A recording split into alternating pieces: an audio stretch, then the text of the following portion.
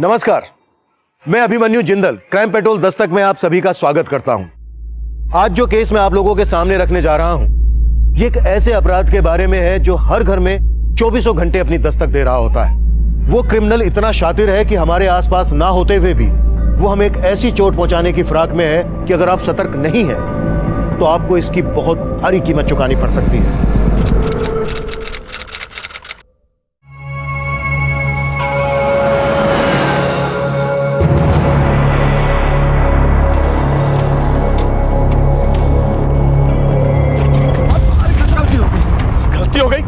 Cycle चढ़ाने से नहीं मरेंगे हम। और ये दूध का डिब्बा लो और मारो हमें सर पर, मर जाएंगे। हम काहे मारेंगे? काहे मारेंगे?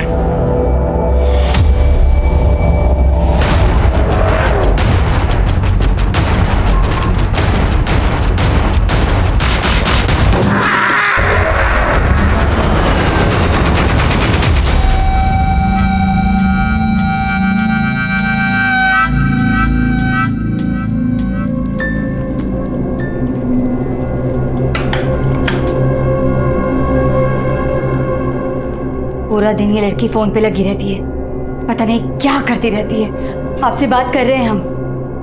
सिग्नल नहीं आ रहा है सुबह से। टीवी पे नहीं, जरा बेटी पे ध्यान देंगे। इसके लक्षण कुछ अच्छे नहीं लग रहे हैं। हाथ से निकल जाएगी ना तब पता चलेगा आपको। सरला, आजकल के बच्चों को बड़े तरीके से समझाना पड़ता है, हम देख लेंगे। आपके इसी स्वभाव की वजह से ना एक दिन लड़की हाथ से निकल जाएगी तब पता चलेगा आपको।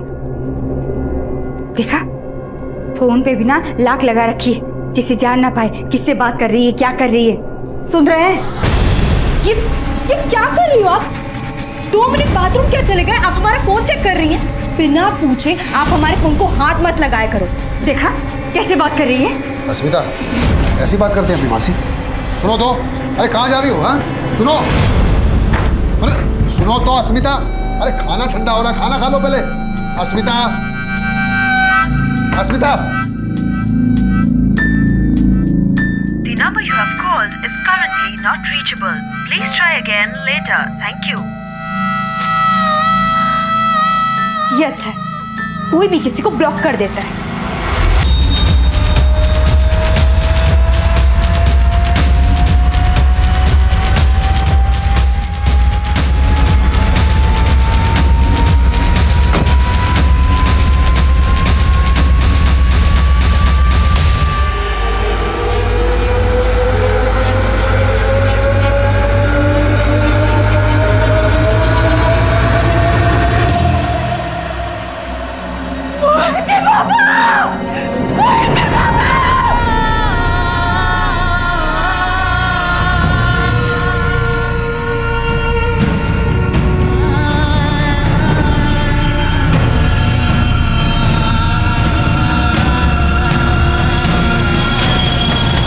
एक राहगीर ने कन्हैया जी की बॉडी को लखनऊ हाईवे के बाईपास रोड पे देखा और हमें इत्तला कर दी।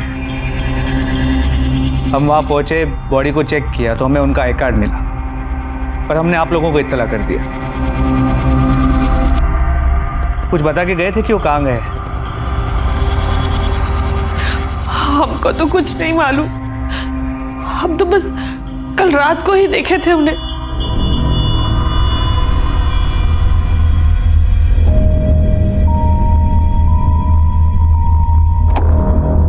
पापा चलो खाना खा लो। पापा मम्मी बुला रही, चलो खाना खा लो। अरे सुन रहे हैं आप? मम्मी बुला रही, खाना। बहरे नहीं हो गए, सुन रहे हैं? और क्या खाना खाना? एक दिन खाना नहीं खाएंगे तो मर जाएंगे क्या? अरे पापा गुस्सा क्यों हो रहे हैं? मम्मी पगला गए हैं। सारा जिंदगी निकल गया, अब इस उम्र में अब क्या हमारी छाती पे खड़े रहोगे? निकलो, नहीं खाना हमको खाना।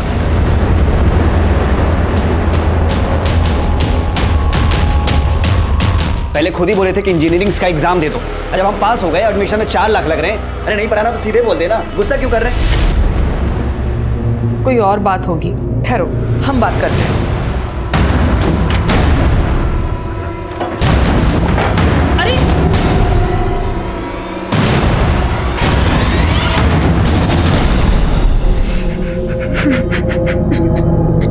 सुबह गए तो वो थे ही नहीं। मोहित के पापा,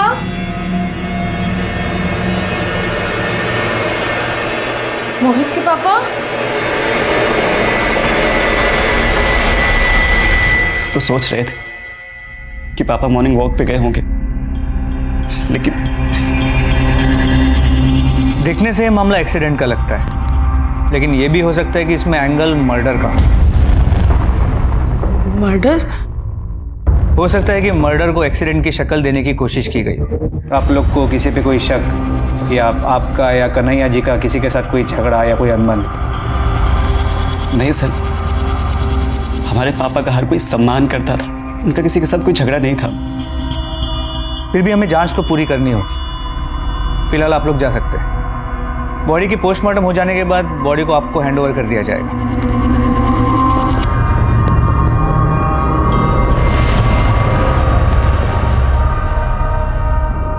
सर मैंने क्राइम सीन का एरिया भी चेक किया, वहां कहीं सीसीटीवी भी नहीं मिला। पर कन्हैया जी की फैमिली को भी किसी पे कोई शक नहीं है। फिर भी हमें हर एंगल को टटोलना होगा। कन्हैया जी के सभी जान पहचान वालों से अच्छे से पूछताछ करो, और जहां हमें बॉडी मिली थी वहां जाके चेक करो, शायद कोई विटनेस मिल जाए। सर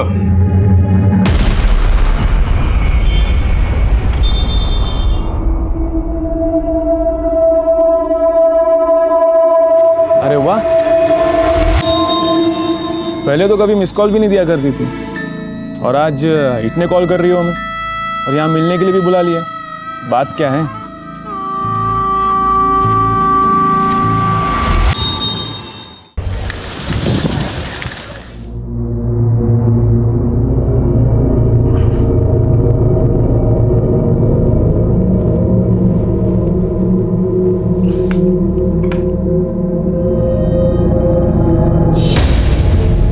शिट, ये कैसे हो गया? क्या हुआ सोहम? भैया 6 मिस कॉल से, वो भी ISD कॉल से, +401 कोड। इसका मतलब शायद वो मेरा UK का बायर है ना, वो मुझे कॉल कर रहा होगा, और मैंने सारे फोन कॉल्स मिस कर दिए। कहीं वो ऑर्डर कैंसिल न कर दे। कि नेटवर्क को क्या हुआ अभी? जरा अपना फोन देना। सुबह सुबह नुकसान करवाएंगे तो मोबाइल नेटवर्क वालों की तुम्हें बैंड पहुंचा दूंगा। नमस्कार, एयरवेव से मैं आदित्य गर्ग आपकी किस प्रकार सहायता कर सकता हूं? मैं सोहम पालंडे बोल रहा हूं। सुबह से नेटवर्क नहीं आ रहा। सर, असुविधा के लिए हम माफी चाहेंगे, पर माफी my foot. I am a businessman, मेरा सारा काम फोन पर चलता है। आपके नेटवर्क फेलियर की वजह से मेरा कितना नुकसान हो सकता है आपको पता है? आपको अंदाजा है? सर हम समझते हैं, पर जैसा कि मैं यहाँ पर चेक कर रहा हूँ, कल रात आपने अपनी सिम डीएक्टिवेट करने की रिक्वेस्ट डाली थी। मैंने ऐसी कोई रिक्वेस्ट नहीं की थी। पर हमारा सिस्टम शो कर रहा है सर, कल रात 11:45 पर आपने ये रिक्वेस्ट डाली थी। उसके बाद आपका सिम डीएक्टिवेट करके एक दूसरे नए सिम पे एक्टिवेट कर दिया गया था। ऐसे कैसे एक्टिवेट हो सकता है? मैंने तो कुछ किया ही नहीं था। How is it possible? What happened? Is everything okay?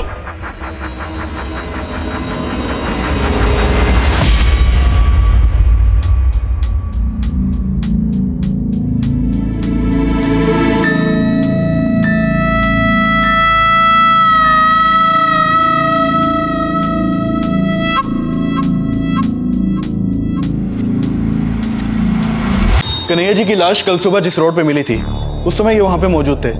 Sir, इन्होंने वो एक्सीडेंट देखा था। बताइए, क्या देखा आपने? साहब, हम दूध बेचने का काम करते हैं। कल जब हम उस सड़क से दूध बेचने के लिए जा रहे थे तो वो आदमी हमारे साइकिल से भी टकरा गया था। अरे गलती हो गई हमसे। गलती हो गई? साइकिल चढ़ाने से नहीं मरेंगे हम। अरे ये दूध का डिब्बा लो और मारो हमारे सर पर, मर जाएंगे। हम काहे मारेंगे? काहे मारेंगे?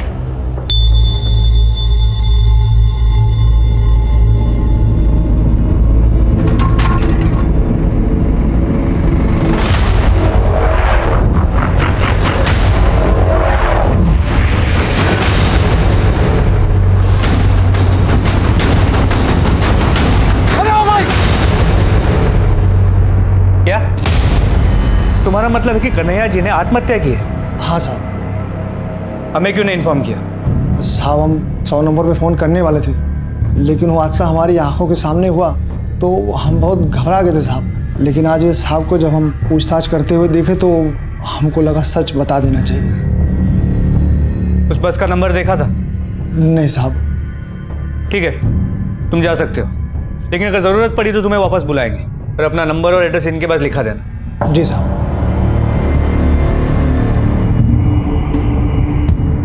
कहाँ गई थी? कुछ काम से गई थी।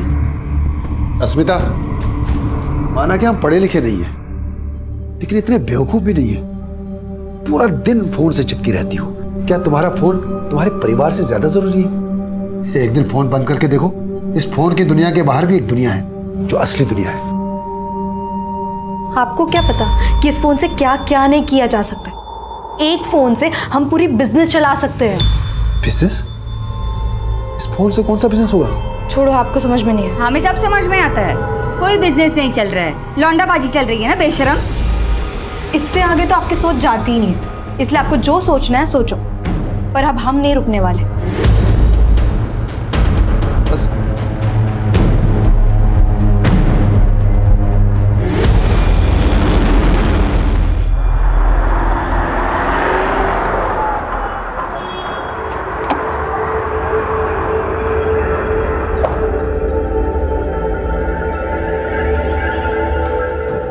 अरे सोहम जी, आइए आइए, बैठिए।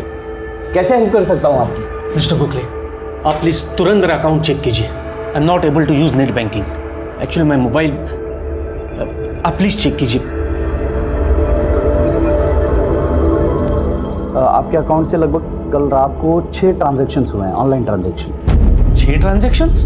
जी, लगभग 1 करोड़ 60 लाख डिडक्ट हुए हैं आपके अकाउंट से। ये देखिए।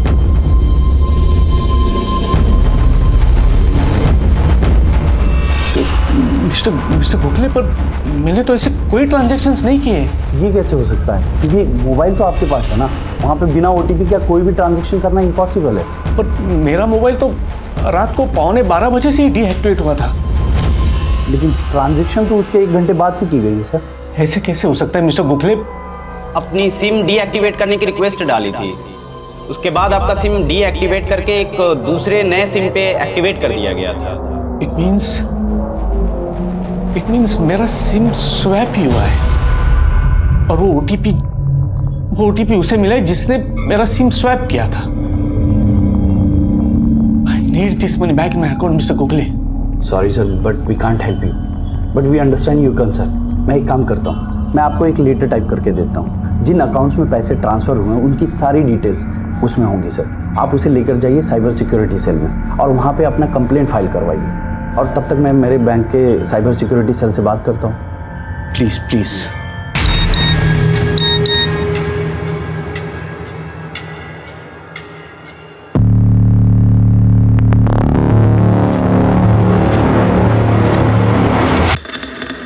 गुड न्यूज़, समझ लो अब पैसे तुम्हारे अकाउंट में आ गए, बट मेरी फीस देना मत भूलना।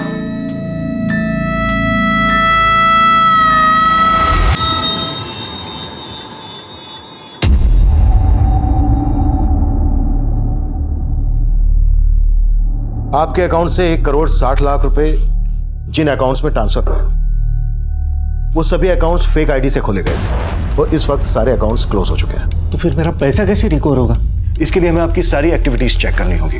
आपके मोबाइल कॉल्स, आपकी ऑनलाइन शॉपिंग, आपकी मोबाइल बैंकिंग, सब कुछ एग्जामिन करना होगा। एक्चुअली कहीं ना कहीं आपकी डिटेल्स लीक हुई हैं। शायद ये भूल आपसे भी हुई हो। कैसी भूल सर? सर, गोरखपुर के कन्हैया तिवारी नाम के आदमी के साथ भी 6 लाख रुपए का फ्रॉड हुआ है, जिसके बाद उसने सुसाइड कर लिया। ये केस हमारी ब्रांच में आया है सर। सर, मैं ये सब क्या सुन रहा हूँ? अब आप लोग को ये लग रहा है कि पापा ने सुसाइड किया था? मोहित, पोस्टमार्टम रिपोर्ट से तो यही बात सामने आई कि कन्हैया जी की मौत की वजह एक्सीडेंट है, और वो बस के सामने खुद कूदे थे। इसका हमारे पास आई विटनेस है, पर उन्हें ये कदम लेने के लिए उकसाया गया था।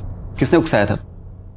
मोहित, ये देखो, इस शॉपिंग पोर्टल के जरिए कन्हैया जी को ठगा गया। हमने कन्हैया जी के बैंक अकाउंट को चेक किया तो पता चला उन्होंने डील अपील के वेब पेज पे अपना CVV नंबर और OTP नंबर शेयर किया।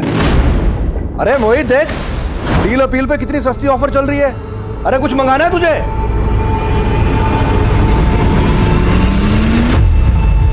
और उनके अकाउंट से 6 लाख रुपए ट्रांसफर किए गए। 6 लाख? हाँ, कन्हैया जी के अकाउंट में अब सिर्फ 1013 रुपए। लेकिन सर ये डील अपील जैसे रेपुटेड दरअसल ये डील अपील की फेक वेब पेज है, क्योंकि डील अपील के ओरिजिनल वेब पेज पे यहाँ पे कोई टोल फ्री नंबर नहीं है। सर हमने सोहम की पिछले महीने की डिजिटल एक्टिविटीज को चेक किया। सर पिछले हफ्ते ही सोहम ने एक लिंक पर क्लिक किया था, ये देखिए सर ये लिंक एक मेल के थ्रू भेजा गया था जिसमें एक बिजनेस लोन का ऑफर था। सोहम को लगा कि ये लिंक बैंक ने भेजा है, इसलिए उसने इस लिंक पर क्लिक किया। सोहम क्या कर रहे हो तुम? चलो सोना नहीं है क्या? लिंक खुल नहीं रही है, ये बफर हो रहा है। सारा दिन काम काम, कल चेक कर लेना। चलो चलो चलो चलो कुछ लोन का ऑफर है। उसके बाद वो फोन रखकर सो गया और फिर उसका फोन 3-4 घंटे तक हैंग रहा जिसका उसे पता ही नहीं चला। और जब हमने बैंक से इस मेल के सिलसिले में बात की जिसके थ्रू ये लिंक आया है, तो वहां से पता चला कि वहां से ऐसा कोई ऑफर या लिंक सोहम को भेजा ही नहीं गया। मतलब ये लिंक फ्रॉड करने वाले के थ्रू भेजा गया? Yes sir. कहां से भेजा गया था ये? सर ये लिंक एक अनसिक्योर्ड आईडी से भेजा गया जो फेक है। सर इस लिंक में एक वायरस था, जैसे ही सोहम ने इस लिंक पर क्लिक किया वो वायरस सोहम के मोबाइल में चला गया, जिसकी वजह से उसका फोन हैक हो गया। और हैक करने के बाद जब हैकर को सोहम के मोबाइल डेटा का एक्सेस मिला तो उसके बैंक के सारे ईमेल्स, ऑनलाइन शॉपिंग करते वक्त कार्ड की सारी डिटेल्स, मोबाइल बैंकिंग की सारी डिटेल्स, यहां तक कि उसके फोन के सिम का 20 डिजिट का नंबर भी मिल गया। राइट सर, और इसी वजह से हैकर ने सोहम का सिम स्वैप किया। अब इस लिंक भेजने वाले को तो हम ट्रेस कर नहीं पाएंगे, क्योंकि इस तरह के ईमेल्स दुनिया की अलग अलग कंट्रीज के सर्वर से रूट करके भेजे जाते हैं। अब एक ही रास्ता है विकास, 1.6 करोड़ जिन जिन अकाउंट्स में ट्रांसफर हुआ है उन्होंने अकाउंट्स की डिटेल निकालो, शायद उससे हम स्कैमस्टर्स तक पहुंच जाए। एनुअल सेल्स रिपोर्ट के हिसाब से we have to work on the 2 points. Number 1 top line और स्ट्रॉन्ग बेस लाइन।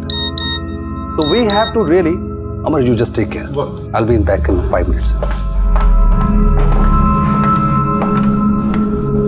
हाँ हेलो, क्या तूने वापस से अपना शॉपिंग करना शुरू कर दिया? मैं बोर्ड रूम में और मैसेज पे मैसेज चले आ रही है मुझे। तुम मेरे कार्ड को किस तरह से इस्तेमाल करती हो, सोचती हो तुम इसके बारे में? मतलब पैसे मेरी खुशी से बढ़ के है? यार तुम्हारी खुशी के लिए मुझे रास्ते में नहीं आना है। क्यों? तुम क्या इतने गए गुजरे हो? तुमको कमाना भारी पड़ रहा है तो मुझे भी जॉब करने देते। मुझे ना ये ताने मत दिया करो। हाँ तो मुझे भी रोक टोक पसंद नहीं है। मुझ पे फ्रस्ट्रेशन निकालने से बेटर है तुम अपनी ऑफिस के काम में दिमाग लगाओ।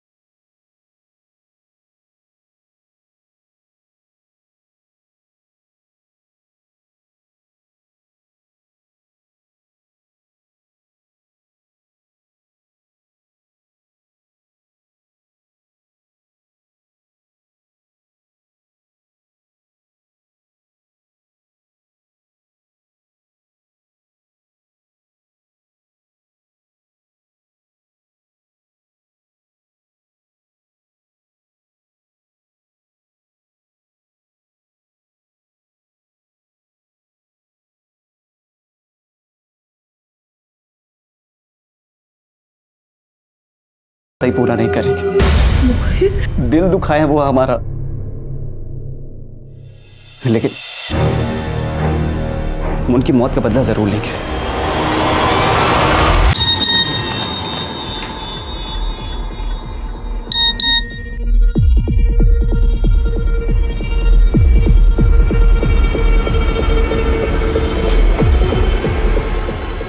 $2 लाख, 3 लाख, फिर 2 लाख। ज्योति ने 7 लाख रुपए ट्रांसफर किए।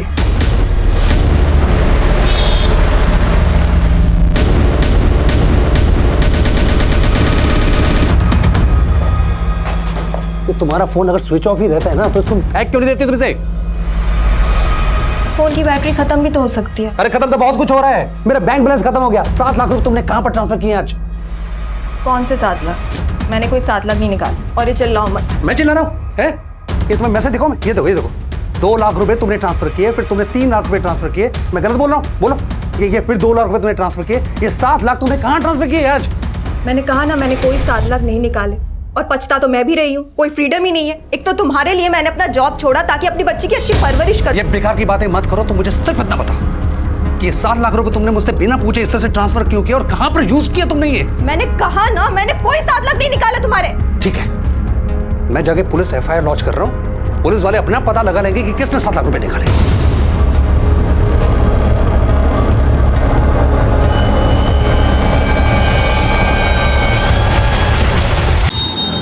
बस भैया,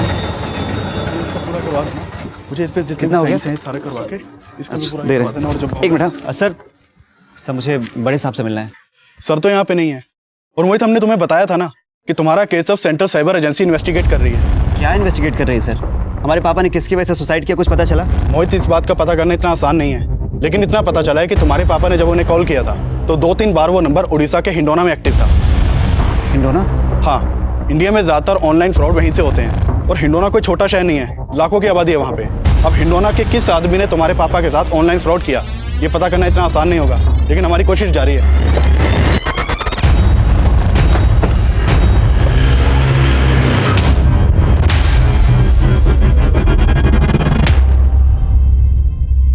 सर, ये 7 लाख रुपए जो मेरे बैंक से चले गए हैं, इसका एक OTP मेरे मोबाइल में आया था सर, लेकिन मैं बिजी था तो मैं उसको चेक नहीं कर पाया। बाद में एक और मैसेज आया सर, उसके बाद मेरा ध्यान गया कि ऐसे 3 मैसेजेस मेरे पास आए हैं जिसमें एक एक करके टोटल 7 लाख रुपए मेरे अकाउंट से ट्रांसफर हो गए सर, मुझे ये ट्रांसफर नहीं करना था, और मैंने OTP किसी के साथ शेयर भी नहीं किया था, तो ये ट्रांजैक्शन कैसे हो गए सर?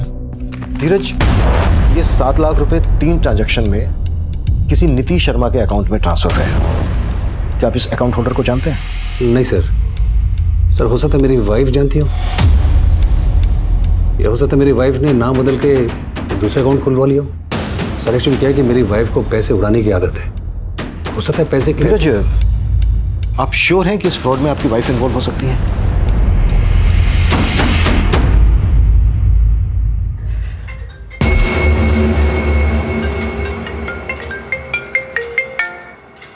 हेलो, पैसे आ गए अकाउंट में?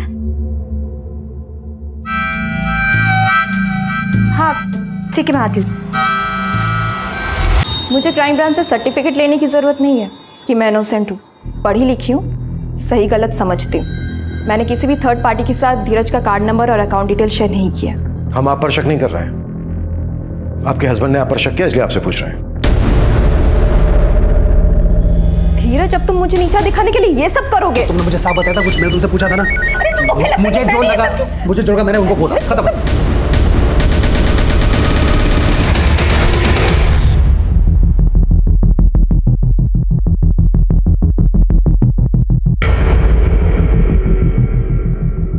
धीरज, आपको गलतफहमी हुई है।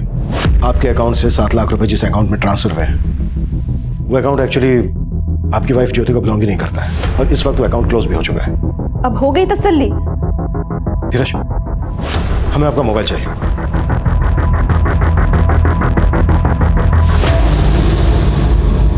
आप गेम्स भी डाउनलोड करते हैं? सर, वो हमारी बेटी निया वो खेलती है।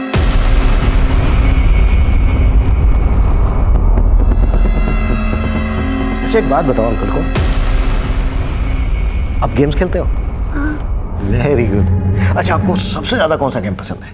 मूनबू। Thank you. धीरज, आपका ये फोन कुछ समय हमारे पास रहेगा।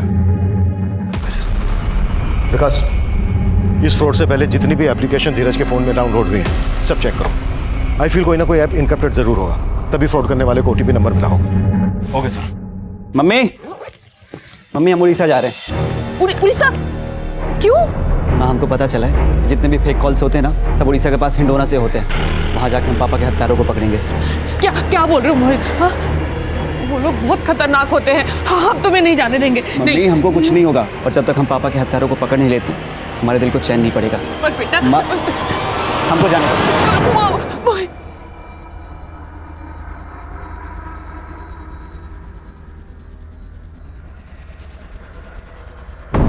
So I was correct. Thank you.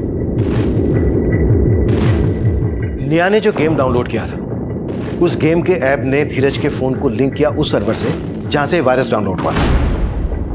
फिर क्रिमिनल ने धीरज के फोन को बड़ी आसानी से हैक किया और अपने सिस्टम में एक्सेस कर लिया। और धीरज के फोन के मैसेजेस, कॉल्स, वीडियोस, ये सब वो फ्रॉडस्टर्स अपने सर्वर पे देख सकता था, यहाँ तक कि उसकी बैंक की डिटेल्स भी। और चूंकि उस हैकर के पास धीरज के फोन का एक्सेस था, तो जो OTP धीरज के फोन पर आया वो भी उसने देख लिया और उसी OTP के थ्रू उसने 7 लाख का अमाउंट अपने अकाउंट में ट्रांसफर कर लिया। मतलब इस मूम बूम गेम की एप्लीकेशन बनाई ही इस मकसद से गई है कि इसे डाउनलोड करने वाले के फोन की सारी इंफॉर्मेशन वो आसानी से हासिल कर सके, यहाँ तक कि OTP मैसेजेस भी। लेकिन सर हैरानी की बात तो यह है कि ये प्ले स्टोर जहाँ से हम कोई भी गेम या एप्लीकेशन डाउनलोड कर सकते हैं, ये प्ले स्टोर किसी भी गेम या एप्लीकेशन को अपनी लिस्ट में तभी शामिल करता है जब उस गेम और एप्लीकेशन बनाने वाली कंपनी के पास उसका वैलिड लाइसेंस हो। लेकिन वो क्या फ्रॉड करने वाला है, क्या फ्रॉड करता है, ये उसके लाइसेंस पे तो लिखा होगा नहीं। I am very much sure उसके लाइसेंस की डिटेल्स भी फेक होंगी। सर लाइसेंस की डिटेल्स फेक हो सकती है, लेकिन जिस लैपटॉप से वो लाइसेंस भेजा गया उसका IP एड्रेस फेक नहीं हो सकता। सर हमने उस IP एड्रेस का पता लगा लिया जिसके थ्रू उस 7 लाख के अमाउंट को ट्रांसफर किया गया था। सर ये IP एड्रेस इंदौर का है, ऑनर है मैगी और उसका पूरा नाम है मगन सिंह। बिलवास, हम भी तो देखें कौन है वो शातिर जो सबको चूना लगा के खुद मलाई खा रहा है।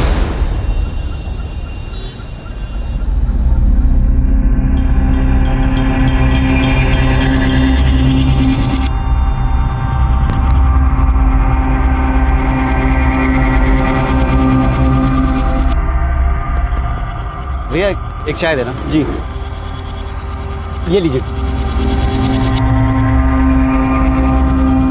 अच्छा भैया, आपके इंदौली में ना नेटवर्क बहुत अच्छा है, ये सारे फ्रॉड यही से होते हैं ना? अब क्या बताएं भाई साहब, हमारा शहर ना इसी बात के लिए बदनाम है। और ये सारे फ्रॉड करता कौन है? इतना सब तो नहीं पता, लेकिन हिंडोली कॉलेज के कुछ लड़के यही सब करके अपना जेब खर्च चलाते हैं।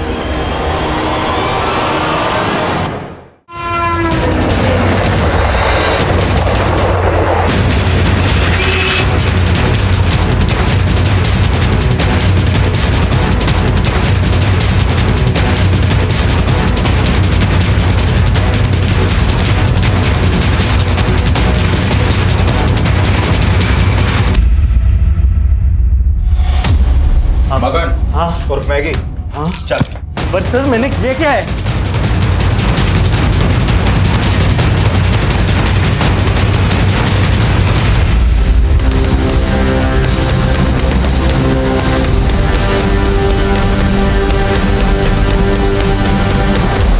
भैया मुझे आप लोगों की हेल्प चाहिए थी। कैसे हेल्प चाहिए? मैं एक ऐसे लड़के को ढूंढ रहा हूँ जो कि लोगों को फेक कॉल्स करके उनके अकाउंट्स को खाली कर देता है, जो कि फेक वेब पेज से ऑपरेट करते हैं। मेरे पास उसका नंबर भी है।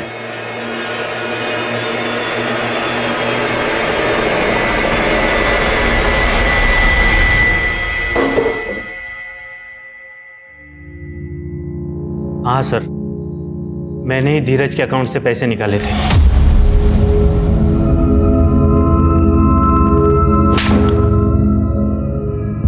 जिन लोगों को तू टारगेट करता है उनका प्रोफाइल तेरे पास आता कहां से?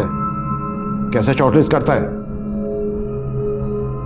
सर इस काम में मुझे बैंक एग्जीक्यूटिव्स मदद करते हैं। Bank executives? मुझसे वो थोड़ा सा पैसा लेकर बैंक के हाई प्रोफाइल क्लाइंट्स की डिटेल्स मुझे दे देते हैं, जो ज़्यादातर ऑनलाइन ट्रांजैक्शन या फिर मोबाइल बैंकिंग यूज़ करते हो। तो आए दिन जो लोगों को फेक कॉल्स आते हैं, यही लोग वो डेटा प्रोवाइड करते हैं? मोबाइल का मेथड तो बहुत पुराना हो चुका है सर। तो तेरा क्या तरीका है वो बोल, जल्दी, टाइम नहीं है मेरे पास। मैं पॉपुलर ऐप्स के फेक वर्जन बना देता हूँ और जिस साइट से ये डाउनलोड किए जाते हैं उस साइट पे अपलोड कर देता हूँ, और उसकी लिंक जो मुझे लोगों की डिटेल्स मेरे फ्रेंड एग्जीक्यूटिव देते हैं ना, उनको मैं मेल कर देता हूँ। आजकल मेल के लिंक पर बहुत कम लोग क्लिक कर देते हैं, तो इसीलिए कुछ टाइम से मैंने मैसेजेस के थ्रू लिंक भेजना शुरू कर दिया। तो जैसे ही वो तेरे लिंक पर क्लिक करके फेक एप्लीकेशन डाउनलोड करते हैं, तेरा शिकार हो जाते हैं। लेकिन तू ऐसा क्या करता है कि उन्हें फेक और ओरिजिनल ऐप में फ़र्क नज़र नहीं आता? और सभी को इतनी अकल थोड़ी ना है कि उनको ये पता हो कि असली ऐप 15 या 20 MB से 1000 MB का स्पेस लेती है, और वही मेरी फेक ऐप 2 या 4 MB से भी ज़्यादा नहीं होती। लोगों को लगता है उनका डेटा सेव हो रहा है, इसलिए वो मेरा फेक एप्लीकेशन डाउनलोड करते हैं। और जैसे ही वो तेरी फेक एप्लीकेशन डाउनलोड करते हैं, उनके debit card, credit card, mobile phone, net banking, ये सब डेटा तेरे पास आ जाता है। तो अपनी फेक एप्लीकेशन के जरिए उनके डिवाइस को एक्सेस करके उसकी सारी डिटेल ले लेता है। सिर्फ एप्लीकेशंस की लिंक ही नहीं सर, शॉपिंग डिस्काउंट के ऑफर्स और कुछ लोगों को लुभाने के लिए तो पॉर्न वीडियोस के भी लिंक काम कर जाते हैं। और जैसे ही वो इन सब चीज़ों के लिंक को क्लिक करते हैं, वायरस उनके डिवाइस को हैक कर लेता है और उनके डिवाइस की सारी डिटेल्स तेरे पास आ जाती है, राइट? ये भी तब तक नहीं होता सर जब तक वो लोग मोबाइल कंटेंट को मेरे ऐप के लिंक के साथ मर्ज करने के लिए अलाउ नहीं करते। आपने देखा होगा सर, ऐप डाउनलोड करते ही एक ऑप्शन पूछता है, allow access to your mobile content, messages, videos. बहुत सारे लोग तो इस मैसेज को देखते भी नहीं है, उनको ऐप डाउनलोड करना होता है, वो अलाउ पे क्लिक कर देते हैं, बस उनके मोबाइल डेटा का एक्सेस मुझे मिल जाता है। और इस तरह से OTP तेरे पास आ जाता है। सोहम भंडारे का 1 करोड़ 60 लाख रुपए भी तूने इसी तरह से गायब किया ना, और डील अपील का फेक पोर्टल भी तूने बनाया ना। तुझे पता है तेरे फ्रॉड की वजह से कन्हैया नाम के एक आदमी ने सुसाइड कर लिया। नहीं सर, डील अपील का कोई फेक पोर्टल मैंने नहीं बनाया। झूठ बोल रहा है? हाँ नहीं, हाँ पर सोहम भंडारे के 1.5 करोड़ मैंने ही गायब किए।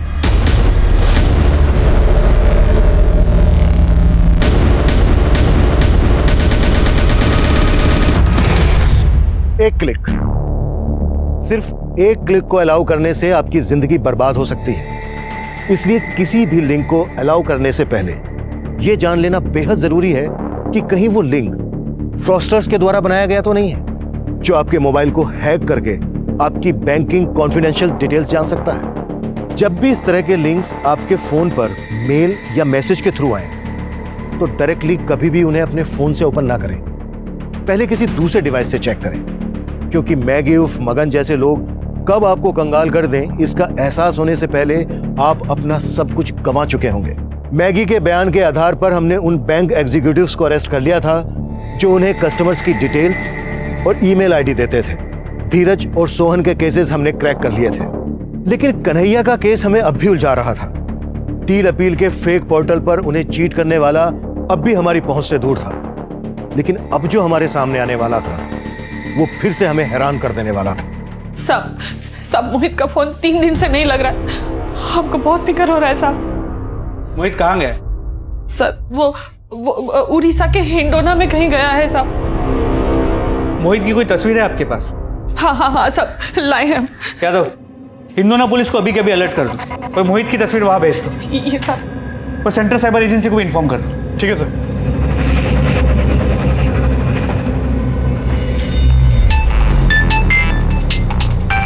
हानवर,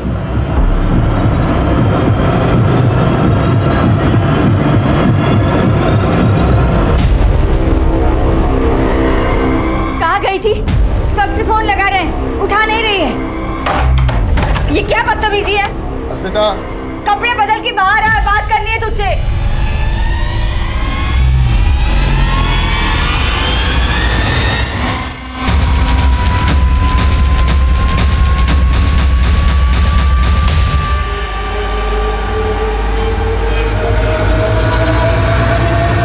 अस्मिता, अस्मिता, अस्मिता,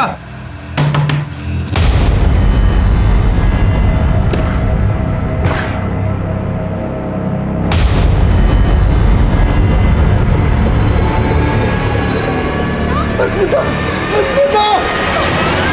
सर, हिंडोना में मोहित कहाँ है इसका कोई लीड नहीं मिल पा रहा है। एक बात मेरी समझ में नहीं आ रही है, मोहित को उस आदमी के बारे में कैसे पता चला जिसने कन्हैया के साथ फ्रॉड किया था?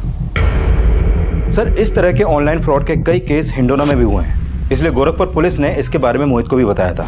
अब हिंडोना के किस आदमी ने तुम्हारे पापा के साथ ऑनलाइन फ्रॉड किया, ये पता करना इतना आसान नहीं होगा। हो सकता है मोहित जोश जोश में वहां पर चला गया और उसने अपनी जान खतरे में डाल दी। लेकिन हेलो, जय हिंद सर, पीआई अनवर बोल रहा हूँ, गोरखपुर पुलिस स्टेशन। हाँ अनवर बोलो। सर, कन्हैया जी की तरह ही हमारे पास एक और सुसाइड का केस सामने आया और इस केस में विक्टिम एक लड़की है, अस्मिता। कन्हैया जी की तरह ही ये भी एक ऑनलाइन फ्रॉड का शिकार हुई है। कैसा फ्रॉड? जब हमने इसका मोबाइल चेक किया तो पता चला ये एक ऑनलाइन गेम खेल रही थी, KBA। KBA?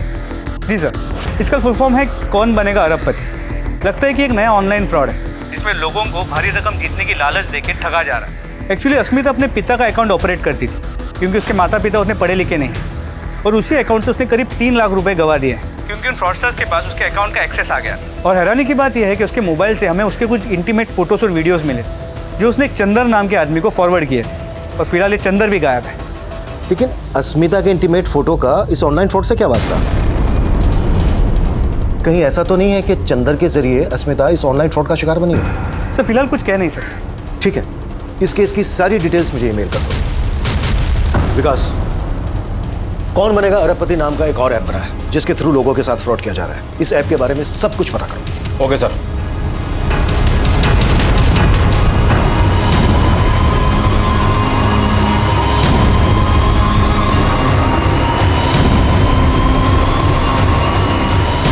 सर पूरे यूपी और बिहार में करीब 10,000 लोग इस केवीए फ्रॉड के शिकार हुए हैं। ये केवीए वाले फ्रॉड करते कैसे?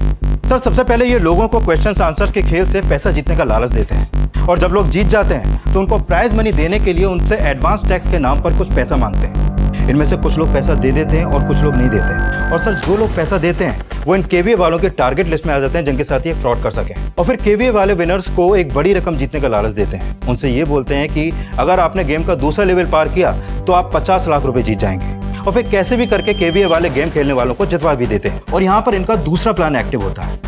केवीए डिपार्टमेंट का एक आदमी इनकम टैक्स ऑफिसर बन के विनर से बात करता है और उनसे ये बोलता है आपने प्राइज की इतनी बड़ी रकम जीती है, आपको इसका टैक्स भरना होगा।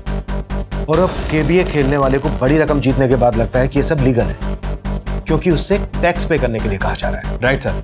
और जब इस बात को लेकर विनर्स केवीए वालों से बात करता है तो केवीए वाले उसे इनकम टैक्स से बचने के लिए ये सॉल्यूशन देते हैं कि उनको पुराना सिम डिस्ट्रॉय करना होगा। और फिर केवीए वाले विनर्स से उस डिस्ट्रॉय सिम का फोटो मंगवाते हैं, ये कहकर कि उनको भी विश्वास हो जाए कि विनर्स ने वाकई में उस सिम को डिस्ट्रॉय कर दिया है। और फिर ये लोग विनर्स के अकाउंट में पैसा भेजने का झांसा देते हैं और जैसे ही विनर्स डिस्ट्रॉय सिम का फोटो क्लिक करके केवीए वालों को भेज देते हैं, यहाँ पर इनका तीसरा प्लान एक्टिव हो जाता है। सर इस तीसरे प्लान के अकॉर्डिंग जैसे ही केवीए वालों को उस डिस्ट्रॉय सिम का फोटो मिलता है वो एडिटिंग के द्वारा उस सिम का 20 डिजिट का यूनिक नंबर पता कर लेते हैं और ये लोग उसी नंबर के थ्रू पुराने सिम को डीएक्टिवेट करा के उसी नंबर का नया सिम एक्टिवेट करते हैं जिस पर ओटीपी आता है और उसी ओटीपी के थ्रू ये लोगों का पूरा बैंक अकाउंट खाली कर देते हैं। और ये केवीए वाले ऑपरेट कहां से करते हैं? हिंडोना से। हिंडोना। कन्हैया का बेटा मोहित भी हिंडोना गया था। हिंडोना की लोकल टीम को अलर्ट करो, किसी भी हालत में ये बदमाश बचने नहीं चाहिए। Right sir. सर केवीए के फ्रॉड के बारे में हमने बैंक वालों को पहले ही अलर्ट कर दिया था। सर गांव का एक आदमी है रामदीन, हमने उसके बैंक अकाउंट में कुछ अनयूजुअल फंड्स ट्रांसफर देखे हैं जो कभी भी ऑनलाइन ट्रांजैक्शन नहीं करता है। इस केवीए से जितनी भी ट्रांजैक्शन की गई हैं सबका ट्रायल चेक करो। जिन जिन अकाउंट्स में पैसा गया है या तो उन अकाउंट्स को क्लोज करने की कोशिश की जाएगी या उनसे पैसा निकालने की कोशिश की जाएगी और हमें क्रिमिनल्स को ऐसा करते हुए पकड़ना है। शायद इस फ्रॉड की वजह से पहले कन्हैया ने और अब अस्मिता ने अपनी जान गंवाई है।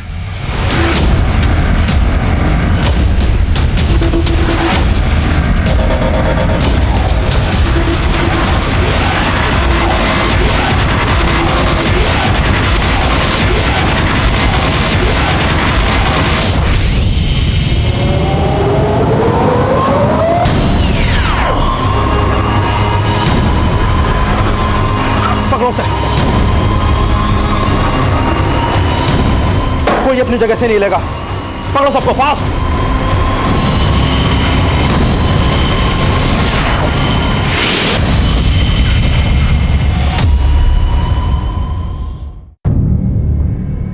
इसे जानता है? ये भी फ्रॉड में ये भी शामिल है? नहीं सर, हम तो इसे नहीं जानते। श्योर? जी सर। तो तू क्या कर रहा था वहां? पापा की मौत के बाद हमने कसम खाई थी कि हम उन फ्रॉडस्टर को पकड़ के रहेंगे जिन्हें हमारे पापा के साथ फ्रॉड किया है। और जब हमें ये पता चला कि ज़्यादातर फ्रॉड यहाँ हिंडोना से होते तो हम हिंडोना आ गए, लेकिन हम उस आदमी को पकड़ नहीं पाए। लेकिन हम जिस आदमी से मिले उसने हमारे पापा की लूटी हुई रकम वापस करने का जरिया बताया। चलो तुम्हें लेकर चलता हूँ उस इंसान के पास जिसकी तुम्हें तलाश है। तूने उस लालच में आकर क्रिमिनल्स के साथ मिलकर क्राइम करना शुरू कर दिया। तू ही बोल, इस सबसे तेरे पापा की आत्मा को शांति मिलेगी? सब हम मानते कि हम सही नहीं थे, लेकिन हमारे पापा के साथ भी कुछ सही नहीं हुआ था। सर हिंडोना से जितने ही फ्रॉड करने वाले पकड़े गए हैं उनमें से कुछ लोग केवीए भी ऑपरेट करते थे। उन्होंने माना कि अस्मिता की तरह उन्होंने और लोगों को भी चूना लगाया है, लेकिन सर उनमें से किसी ने भी चंदर को आइडेंटिफाई नहीं किया। मतलब अस्मिता के सुसाइड की वजह सिर्फ केवीए फ्रॉड नहीं, कुछ और भी है? सर अस्मिता की पोस्टमार्टम रिपोर्ट से पता चला है कि उसके साथ रेप भी हुआ था और उसके मोबाइल से कुछ वीडियोस मिले हैं जो पोर्न साइट पे भी अपलोड किए गए हैं। और ये अपलोड किसने किया? सर उसका आईपी एड्रेस हम ट्रेस कर रहे हैं। सर आईपी एड्रेस ट्रेस हो गया है। सर अस्मिता की अश्लील वीडियो वेबसाइट पे अपलोड करने वाला कोई और नहीं, उसका कजिन धर्म था और चंदर उसका दोस्त सर।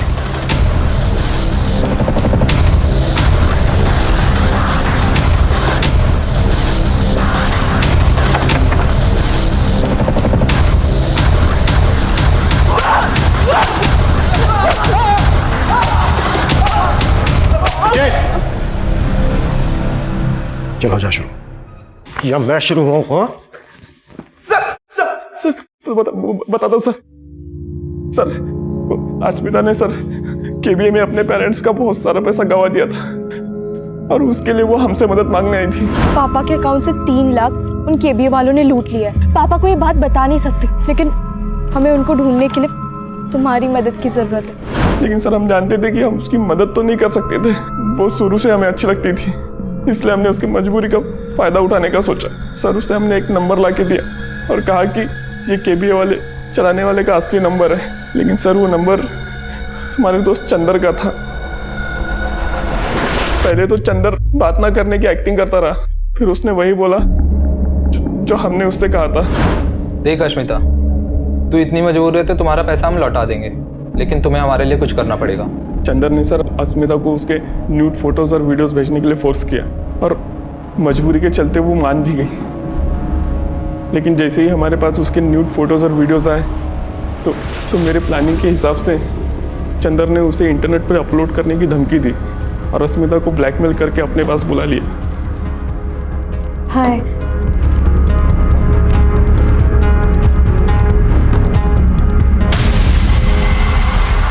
तुम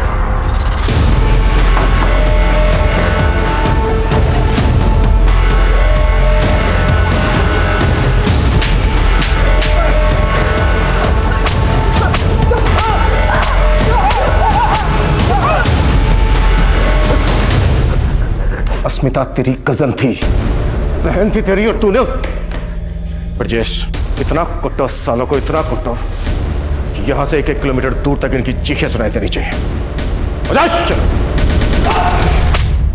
अस्मिता ऑनलाइन फ्रॉड का शिकार जरूर हुई थी, पर अगर उसने अपनी परेशानी अपने पेरेंट्स के साथ शेयर की होती तो शायद अंजाम बदल सकता था।